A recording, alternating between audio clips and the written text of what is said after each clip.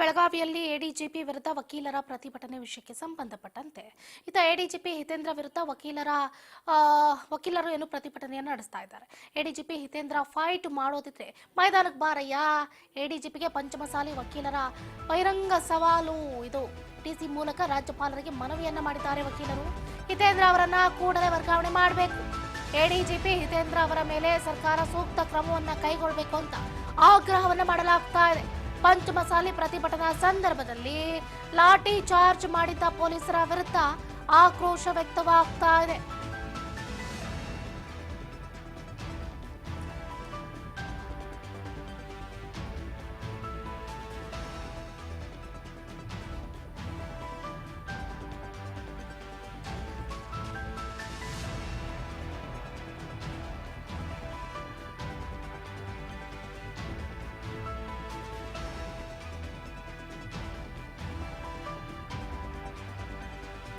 ಪೊಲೀಸರ ದೌರ್ಜನ್ಯ ಖಂಡಿಸಿ ಪಂಚಮಸಾಲಿ ಹೋರಾಟ ತೀವ್ರಗೊಳ್ತಾ ಇದೆ.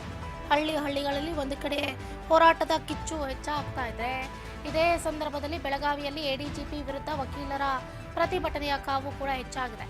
ಎಡಿಜಿಪಿ ಹಿತೇಂದ್ರ ವಿರುದ್ಧ ವಕೀಲರ ಸಂಘದ ಒಂದಷ್ಟು ನಾಯಕರು ಹಾಗೆ ವಕೀಲರು ಪ್ರತಿಭಟನೆಯನ್ನ ನಡೆಸ್ತಾ ಇದ್ದಾರೆ. ಎಡಿಜಿಪಿ ಹಿತೇಂದ್ರ ಫೈಟ್ ಮಾಡೋದಿದ್ರೆ ಮೈದಾನಕ್ಕೆ ಬಂದು ಫೈಟ್ ಮಾಡು. ಓಪನ್ ಗ್ರೌಂಡ್ ಬಂದು ಫೈಟ್ ಮಾಡಿ ನೀನು. ಎಡಿಜಿಪಿಗೆ ಪಂಚಮಸಾಲಿ ವಕೀಲರ ಬಹಿರಂಗ ಸವಾಲನ್ನ ಎಸೆದಿದ್ದಾರೆ.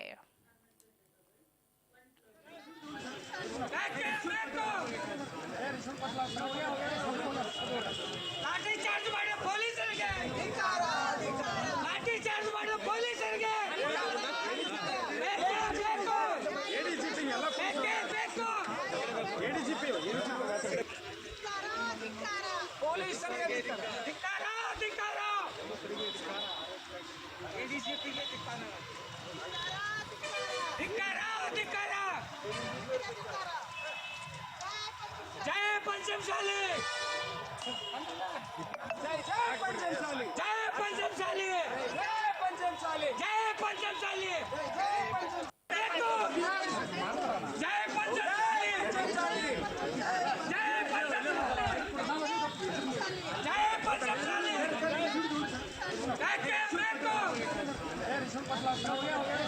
पंचमसाली, लाठी चार्ज ಮಾಡಿ ಪೊಲೀಸರಿಗೆ ಲಾಠಿ ಚಾರ್ಜ್ ಮಾಡಿ ಪೊಲೀಸರಿಗೆ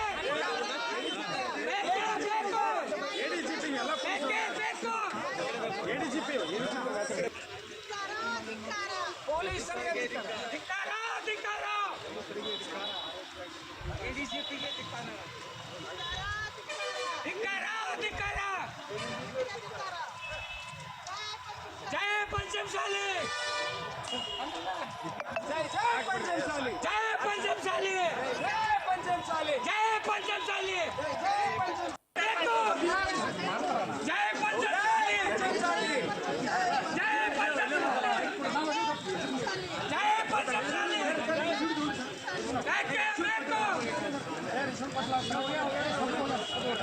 लाठी चार्ज ಮಾಡಿ ಪೊಲೀಸರಿಗೆ ಲಾಠಿ ಚಾರ್ಜ್ ಮಾಡಿ ಪೊಲೀಸರಿಗೆ